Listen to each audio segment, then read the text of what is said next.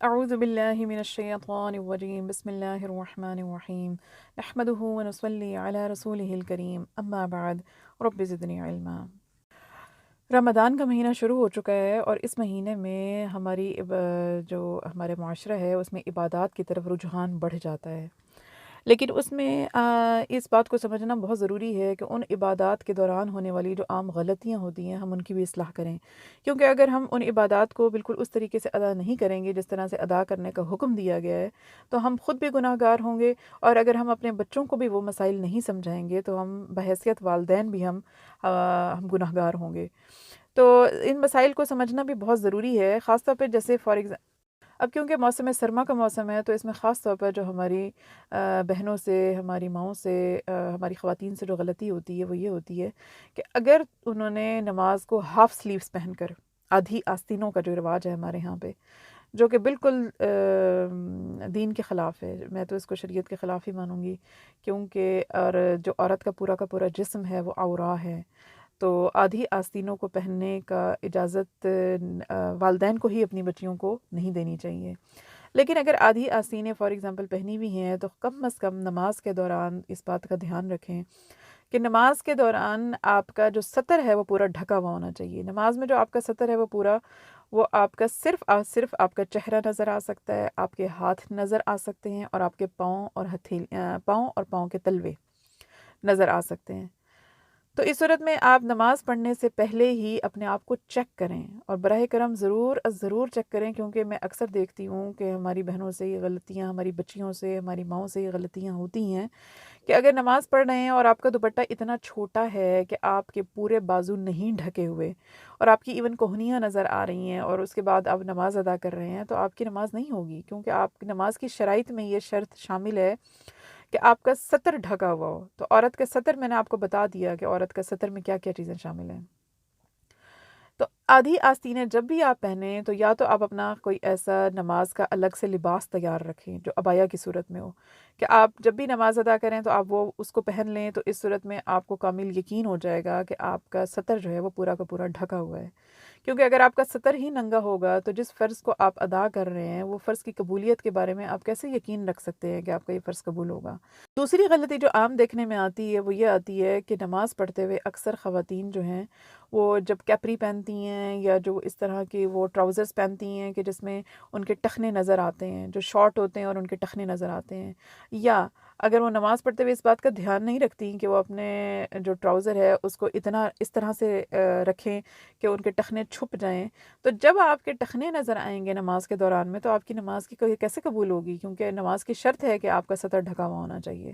تو سطر میں آپ کے ٹخنے بھی شامل ہیں، عورت کے ٹخنے اگر نظر آئیں گے تو اس کی نماز نہیں ہوگی، جبکہ مرد کے بارے میں یہ حکم الٹ ہے۔ تیسری چیز جو عام دیکھنے میں آتی ہے کہ آج کل کے جو زیادہ تر ملبوسات ہیں، جو کپڑے ہیں، ان میں شفون کے دوپٹے یا کریپ کے دوپٹے یا کرنکل شفون کے دوپٹے استعمال کیے جاتے ہیں۔ تو اگر تو آپ کا دوپٹہ اتنا باریک ہے کہ سی تھرو ہے، جس سے جب آپ نے پہنا تو آپ کے سارے بال پیچھے پشت سے نظر آ رہے ہیں، تو پلیز اس طرح کے دوپٹوں سے نماز مت ادا کریں۔ نماز کو اس طریقے سے ادا کریں کہ آپ کا جسم ڈھکا ہوا، چھپا ہوا ہو۔ بعض اوقات کریپ کے دوپٹے جن میں سے ایون بال نکل رہے ہوتے ہیں، تو اس سے بھی، کیونکہ جو کریپ کے دوپٹے ہیں ان کے پورز بڑے ہوتے ہیں تو ان سے بال بھی ایون بعض اوقات نکل رہے ہوتے ہیں، تو اس سے اگر آپ نماز پڑھیں گے تو آپ کی نماز نہیں ہوگی۔ تو کائنڈلی اس چیز کا خاص طور پر دھیان رکھیں۔ اور اگر نماز پڑھتے ہوئے دوپٹے کو اس طریقے سے اوڑھا گیا ہے کہ اگر فار ایگزامپل آپ کے بال لمبے ہیں تو آپ کی چوٹی نیچے سے نظر آ رہی ہے، یا ایون بعض اوقات بچیاں نماز پڑھ رہی ہوتی ہیں تو جالی کے دوپٹوں سے، جو نیٹ کے دوپٹے ملتے ہیں ان سے نماز پڑھ رہی ہوتی ہیں، نیٹ کے دوپٹے سے آپ کی کبھی نماز نہیں ہوگی۔ نماز پڑھتے ہوئے برائے مہربانی نماز کی شرائط کا بھی دھیان رکھیں کہ آپ چیک کریں کہ آپ کا سطر ڈھکا ہوا ہے یا نہیں ہے۔ نیٹ کے دوپٹے جن میں آلریڈی اتنے بڑے بڑے سوراخ ہوتے ہیں ان سے آپ کس طریقے سے ان سے آپ کے بال چھپتے ہی نہیں ہیں، ان سے آپ کس طرح سے نماز ادا کریں گے؟ تو یا تو آپ نماز کے لیے، اگر آپ نے نیٹ کا دوپٹہ پہنا ہوا ہے، آپ اپنے ساتھ جب نماز ادا کرنے لگیں تو آپ نماز کا الگ دوپٹہ رکھیں۔ اسی طرح ایک اور غلطی جو دیکھنے میں آتی ہے جو سجدے کی حالت میں ہے کہ ہماری بہنیں اور بچیاں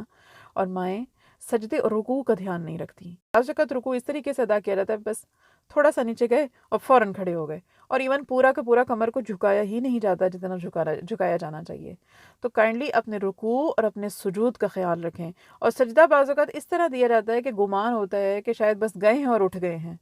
تو اس طرح سے سجدہ قبول نہیں ہوتا۔ سجدے کو تسلی کے ساتھ ادا کریں، سجدے کی تسبیح کو پڑھیں، اور سجدہ تو مومن کی معراج ہے، نماز ویسے ہی مومن کی معراج ہے۔ سجدے کی حالت میں تو انسان اپنے رب کے بہت ہی زیادہ قریب ہوتا ہے، تو اگر سجدے کی حالت میں آپ سجدے کو ہی اتنی جلدی ادا کر رہے ہیں تو آپ کس طریقے سے اس لطف کو محسوس کریں گے کہ آپ اللہ کے کس طرح قریب ہوئے؟ تو آپ براہ کرم اپنے سجدے اور اپنے رکوع کو صحیح طریقے سے ادا کریں۔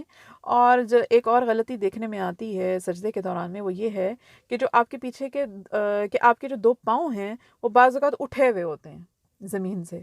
تو دیکھیں ایسی صورت میں سجدہ ادا نہیں ہوتا۔ سجدے کو صحیح ادا کرنے کے لیے آپ کے پاؤں زمین پر ہونے چاہیے، اور آپ کی جو فقہا فرماتے ہیں کہ آپ کے پاؤں کی دونوں پاؤں کی انگلیوں کا رخ جو ہے وہ کعبہ کی طرف ہونا چاہیے۔ اس طریقے سے آپ اپنے پاؤں زمین کے اوپر رکھیں۔ اور اگر کسی کو کوئی عذر ہے، کوئی شرعی عذر ہے، یا کسی کو تکلیف ہوتی ہے اس میں، تو اور کچھ نہیں تو کم از کم آپ کے 2 انگوٹھوں کا رخ جو ہے وہ کم از کم 2 انگوٹھوں کا رخ آپ کے کعبہ کی طرف ہونا چاہیے، ورنہ آپ کا سجدہ صحیح ادا نہیں ہوگا۔ اور ایک اور غلطی جو بہت بڑی غلطی ہے، جو میں نے خود بہت زیادہ نوٹ کی ہے، کہ جب سجدہ ادا کرتے ہوئے ناک اور پیشانی دونوں آپ کے زمین پر ہونے چاہیے، لیکن بعض اوقات سجدہ اکثر لوگ کو میں نے دیکھا ہے، جو میں نے خود بھی غلطی دیکھی ہے اور میں نے بہت سارے لوگوں کو بتا کے ان کی اصلاح بھی کی ہے، کہ وہ پیشانی تو زمین پر رکھتے ہیں لیکن ناک زمین پر ان کی نہیں ہوتی۔ اور اکثر بچوں میں بھی یہ غلطی دیکھنے میں آتی ہے، جو نئے ینگ بچے ہوتے ہیں، ہمارے بچے بچیاں ہوتے ہیں، کیونکہ ان کو ان مسائل کا علم نہیں ہوتا۔ تو یہ بحیثیت والدین ہماری ذمہ داری ہے کہ ہم بچوں کو ان مسائل کو سمجھائیں کہ جب تک ان کی پیشانی اور ان کا ناک دونوں زمین کے اوپر نہیں ٹکیں گے ان کا صحیح سجدہ ادا نہیں ہوگا۔ اللہ تعالیٰ دین کے مسائل کو ہمیں سیکھنے کی اور اس پہ عمل کرنے کی توفیق عطا فرمائے، آمین ثم آمین۔